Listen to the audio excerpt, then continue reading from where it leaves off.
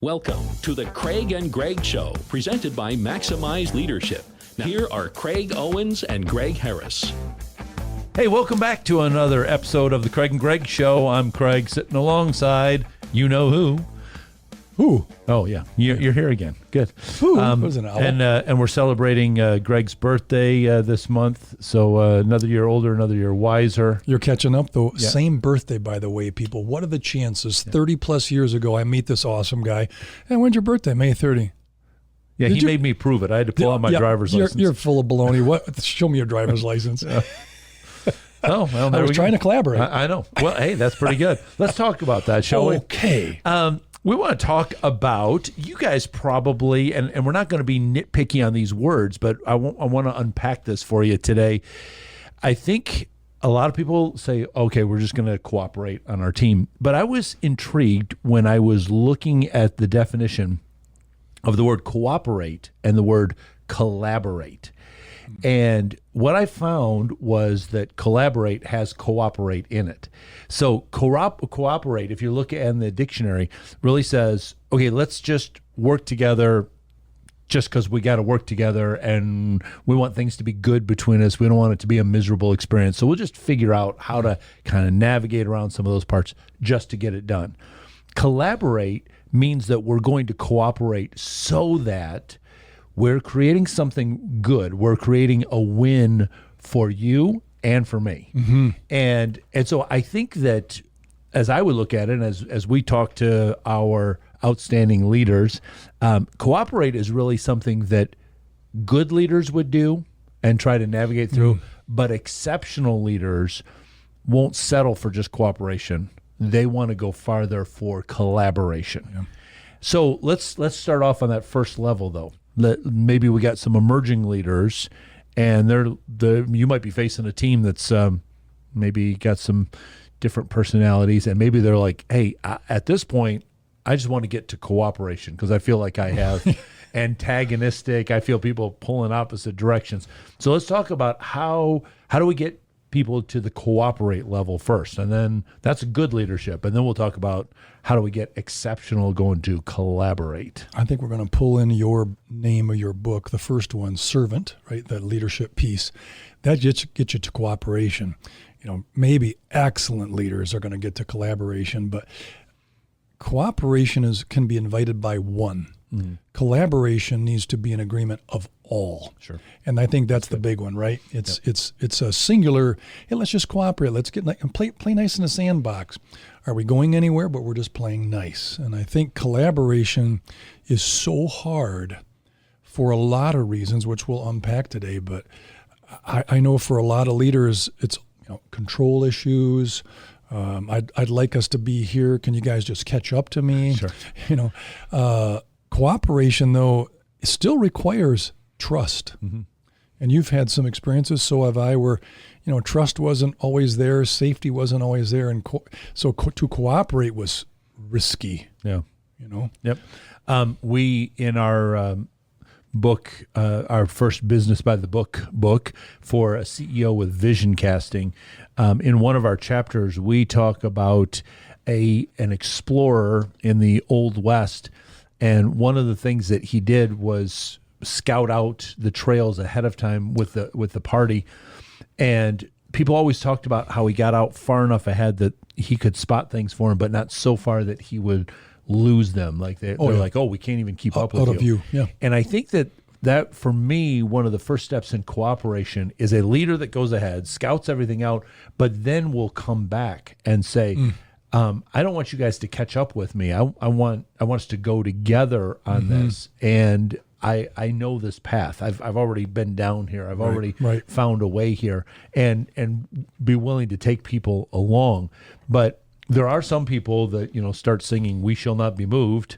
They don't want to go along, and so that I think, especially for young leaders, leaders that want to be a little bit more aggressive and pursuing a vision or getting an organization someplace, might feel like, well, if you're not even going to cooperate, I'm going to leave you behind, and they might pull the trigger on that a little bit too quickly. Yeah. So what's some strategies that maybe let's get to the cooperation level here. I got some people that are like, not really sure about this yet. Right. How do we get them on the cooperation level?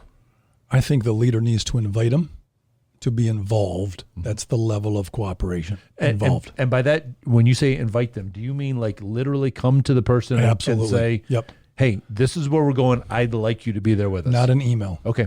Yep. Perfect. And say then that again into the camera. Not an email. Yeah.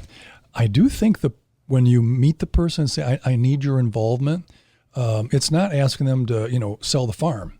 It's just, I need your involvement. Yep. It's less cooperation than, collaboration, but that requires more than just involvement. That's empowerment to get to collab. But man, you got to put some things on the table and leave it alone, or you got to share tools and resources. I think that just invitation alone, sometimes the other members will be like, so why did you invite me? What did you see in me? Yep. What I contribute to this cooperation? Yep. I like that because it's not so scary, particularly for newer team members or emerging leaders possibly. Yep. The collaboration is, all in. You're going to maximize everyone's skills and everyone's interest, and in some cases, collaboration requires being a referee. Oh, sure. Sure. And you've had that in your team meetings. You're like, okay, so she's talking a lot. I think this guy's not being heard. We need him to at least cooperate and join us. Sure. Right. Yep. Yeah. So I think that I love the idea, and I want to reiterate it. What Greg said. This isn't an email.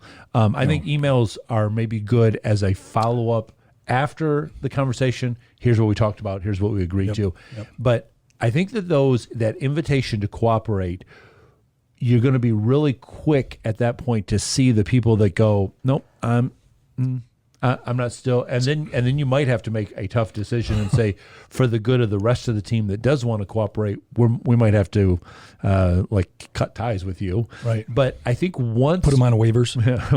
once you have that at least the initial invitation for cooperation, I think the next step to collaboration can go a lot easier.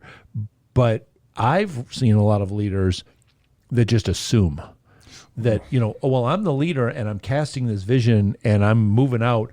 I'm just assuming that everybody should be moving along with me, but they don't do what you just said and literally make the invitation to people. Hey guys, see that over there? This is where I think we can go. I can't get there on my own. Right. I'd love to have you guys go with me. What's it going to take for you to cooperate with me and for us to be moving together? Yeah. And then once we're moving together, then there can be that iron sharpening iron, and we're now collaborating. We've gone to that level where it's a win-win. I actually did invite some cooperation, and of course, one of the persons, who might have been potentially the stinker pot, on the list, wanted to know who else was on the list. So they're kind of jockeying. So is this a group I can cooperate with? Oh, she's on the team? No. Yeah. So they're almost like, do I wish to like my willingness is diminished because he always thinks he's got the right answers. Where collaboration, pretty much you just put everything on the table and then let the puzzle be put together by everybody. Cooperation, I think, is essential, but it isn't, the pinnacle of leading a great team and actually having a really healthy organization, which you can attest to with your stories of when you had collaboration, man, the finished product might not be what you thought or I thought. But so much better. But so much better because people are like, hey, Craig, have you thought of this? Hey, Greg, have you thought? No, what? You got 5 minutes. Go tell us about it. Yeah. Because it's engagement. I love that. Not involvement. Well, I love having that group of people that you're sitting around, and after a while, you just kind of sit back and you're like, you're like, I'm not even part of this conversation. I'm just now I'm just going to start taking notes. Like, ooh, that was a good idea too. We might not get to it this year, but I'm putting that on for our vision casting time. Well, so you said something earlier about I did. The servant leader really is the one that has to go first. I love Stephen Covey wrote The 7 Habits of Highly Effective People, but then later on he wrote another book called The Eighth Habit, where he's really saying, how do we keep these whole 7 going? And I think, go for it. To your point, here's what he said here. Many people believe that both people have to think win-win, but that's not so. Only one has to think it. So if the leader says, I know how to get to a spot where the organization is going to win and the individuals are going to win, just that belief right there, I think invites people not only into cooperation, but then says, oh, you're going for win-win too, and you're looking out for me? I can move along with you on this thing, and then we can move into that collaboration. I think there's a spirit of collaboration. I think there's a function of cooperation. So to get to that second level, collaboration, it's more heavy lifting. I've been around the table of that, and you have to kind of like, okay, I'm going to be patient here because I'm going to let her finish and then see what they all kind of say, because that didn't seem like a collaboration statement. It was more of cooperation, or this is how I want to do it. I love the engagement of collaboration versus, I don't want to say attendance, but the attendance on cooperation. They're there, right? And I want them there. You want them there. But when that next level happens, you're like, okay, now we're hitting, Everybody in the room feels it when you're at that spot. Yeah. And I think cooperation could be a little less fulfilling, but collaboration, like, well, hey, anytime you have another group like that, committee, project, I'd like to be considered. That was really great experience. Not that cooperation doesn't have good feedback, doesn't have some long-lasting effect, but you get one person to change cooperation on your team, you'll lose that. The wrong person on collaboration, they usually self-elect out. Yes. Oh, yeah. This is too much heavy lifting. I don't. Right. Or I don't get to say what I want. Right. Or, she's always right. Well, yeah, she is right. So ego kind of can get in the collaboration. Cooperation is, you're attending, you're present, you're asked, you contribute, but it's not all in. It's like putting your feet in the water, where collaboration is, I'm diving in, I don't know the temperature of the water. Yeah. And I love, you kind of hinted at this. I don't think you used this word, but I think that leaders, there needs to be a level of patience there, because as what you said was, it's harder work at the collaboration level. But to get there, a lot of times the leader has already done some of the heavy lifting. Yes. But the other people aren't there yet. So, like I watch our cross-country coaches at one of our schools. They know how to get the kids there. They can go out and run that race. Some of the kids haven't run that far, haven't run that well, haven't run, maximized some of their things. And so the coaches have to be patient. Oh, okay, you're not there yet. I see your arms flailing out too much like this. It's some wasted energy. But they also have to say, all right, like today in practice, I think we've pushed you far enough. If I push you a little bit more, you might get frustrated and quit. And now I don't even have cooperation anymore. Yeah, not even engagement. Right. But and then you're just looking for those small wins to say, all right, even though you didn't finish the race the way that you wanted, here's what I saw along the way that is getting you there. So leaders, you are going to have to be patient, especially I think when you're starting to move from cooperation and let's push a little bit farther, let's lift a little bit more. There does have to be that patience. Like they're not going to be quite there yet.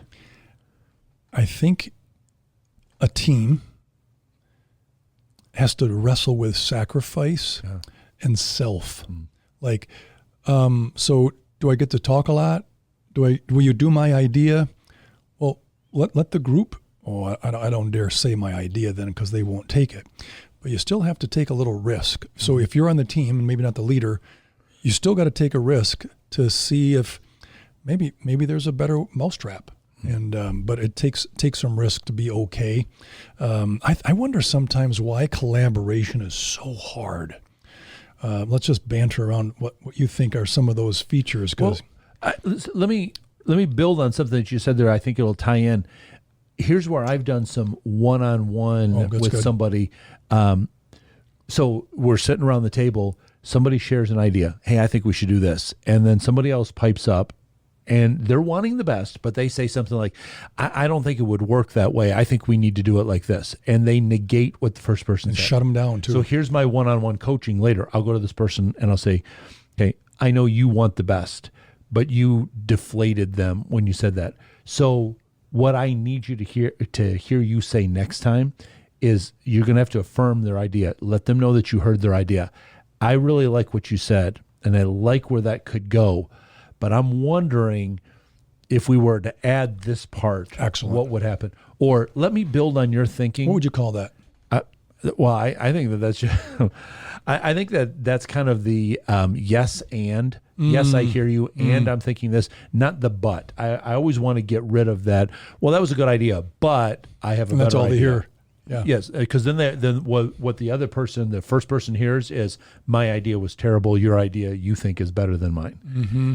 But I want to be able to say, yes, that was a good idea, and I think we can build on it a little bit more, because then you're opening it up to throw the ball back into their court. Yeah. So that's where I think that leaders sometimes can't be the only ones around the table talking. No. They have to sit there and listen. When this person talked, how did I see these people respond over here? 5 minutes ago on our podcast here, we talked about patience. So I've tried one angle in the meeting. So someone says, I think this is what I like to do, blah, blah, we should do this. If I thought, no, I think there's another way, I would wait. Then you would bring something up. Maybe it was about, marketing, or maybe it was about HR or whatever it is. And like, Bill really got me thinking, can I go back to his point? Let's ruminate on that. Is that enough? Can we add to his idea? And so now he's like, sure. Hey, they're adding to my idea. Versus right away firing back, that's interesting, but now we lost them. Yep. So I would practice patience, even if it meant coming back to a subject where the group maybe moved on to something else. But Bill all of a sudden bellied up to the table. Yep. Right? Because I gave him credence, but not right away.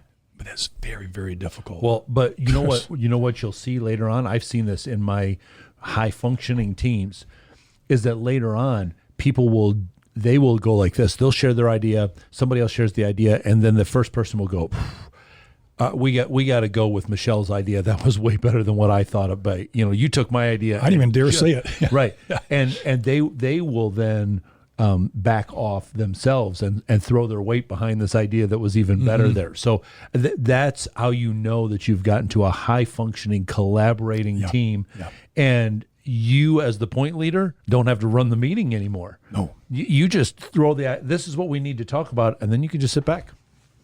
Let them go. For some leaders, I like this word, ideation. So, okay, this session is about just ideas. Right. None are going to implement it, and none are going to be deleted. None of them are going to be laughed at. None of them are going to be like given a golden, calf.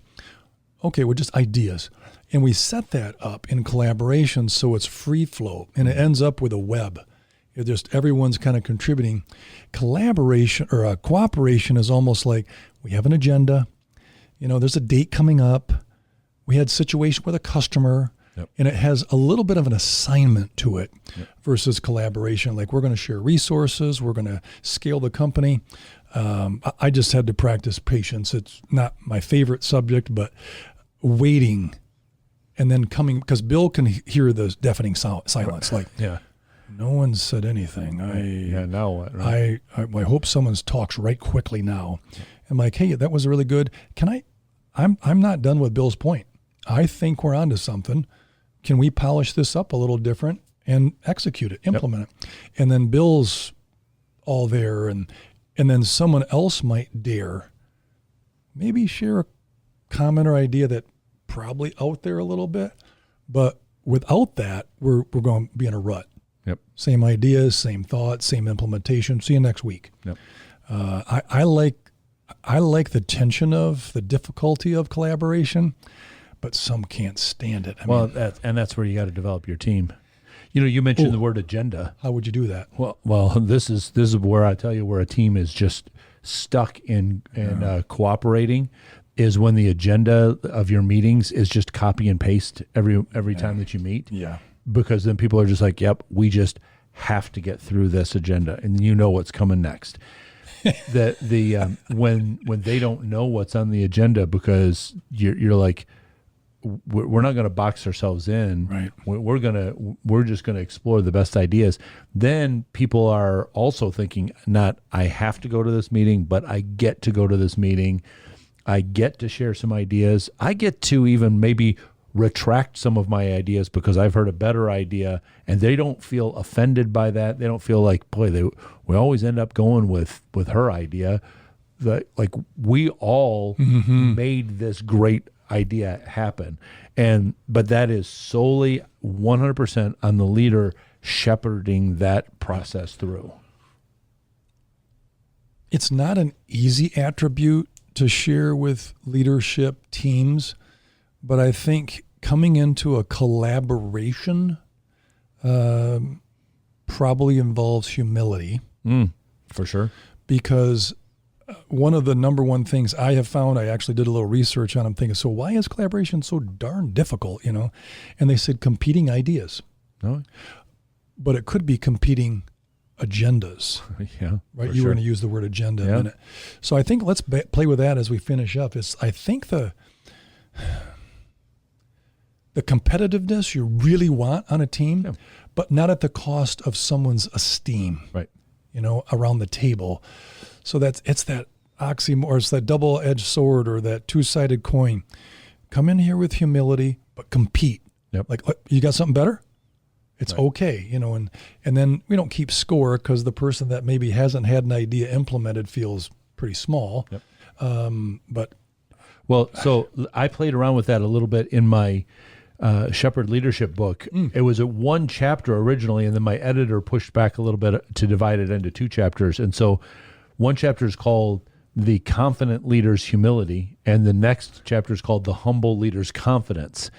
That's right. And I think that's, you do have to have the humility to say other people are going to have better ideas than me. They might have a different way of doing this that's better than mine, but also to have the confidence, but I still have good ideas that I need to put forward in order for this to work.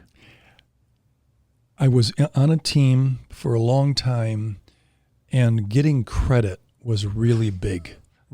Yes. And I never threw up in my mouth in the board meeting, but it was close. Like, here we go. You're doing again. a lot of eye rolls in the meeting. Well, I can't do that either because it's like everybody's looking. Right. But I think that credit is there's where like a servant leader, a shepherd leader, a selfless leader, so hard to do. Right. But like, well, that's a good idea, Pat. That's a good idea, Billy, or whatever. But you're really going for the credit, right? At the cost of maybe some others, right? You got a John Maxwell quote. Oh, that was pretty I good. love this quote. Go ahead. This is from his book. It's called Teamwork 101. That's a good book. Should you be passionate and determined, believing in yourself and your ability to contribute? Definitely. Should you hold on to your deeply held values and stand on principle when those are in jeopardy? Absolutely. But never forget, this is the payoff here, never forget that having a collaborative spirit helps the organization.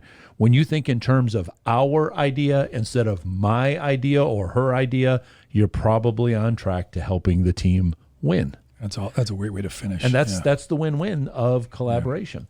Yeah. Now, listen, this is we've thrown around some ideas here, and maybe you have heard yourself or seen yourself in some of those meetings, and you're like, okay, is my team cooperating? Am I stifling this? How am I moving them towards collaboration? This, again, is the value of having an outside coach, because a lot of times what we'll do when we come into organizations is we just sit there and listen. We just observe, and we're a third party. We're independent. We don't have vested interests. We can listen to the whole conversation, see the whole picture, where maybe you've become a little tunnel vision on one area, and we're able to step back, give you a bigger picture viewpoint. And so please check out the coaching page on maximizeleadership.com. We've got some amazing coaches. You'll see some of the bios on there of those coaches. But at the bottom of that page is the form that you can just fill out and say, I'm kind of stuck, or I just need to polish some things up a little bit. This is where we'll come in and we'll talk with you. We'll figure out a game plan. We'll tell you where we might be able to help you. And that coaching can help take your organization. Maybe you're not at the cooperation level yet, or maybe you feel like, well, we got to cooperating, but we're just kind of plateaued there. Just can't get over that hurdle to get to collaboration. We would probably have some great ideas that are going to help you implement those next steps. So please check that page out, fill out that form, and let us get back in touch with you. We love hearing from you as well. So if you haven't already, make sure that you're subscribed on YouTube so that you get notified whenever these videos come out. But please leave us a comment down below. Tell us what you thought about this content, or maybe share some suggestions. Hey, we'd like you guys to go a little bit deeper on this topic, or here's a topic maybe you haven't discovered before or talked about. We'll dig into that, and we'll share some ideas with you there as well. So we want to help resource you, because when you get better, your organization's going to get better. We got enough organizations that are growing and improving and collaborating, but we're changing a whole culture as a result of that. So that's why we're here, to be able to resource you for that. So stay tuned, because a lot more of this great content is going to be coming your way real soon. Get in touch with Craig and Greg through Twitter at Maximize Podcast or at MaximizeLeadership.com. Be sure to subscribe so you don't miss any episodes of The Craig and Greg Show.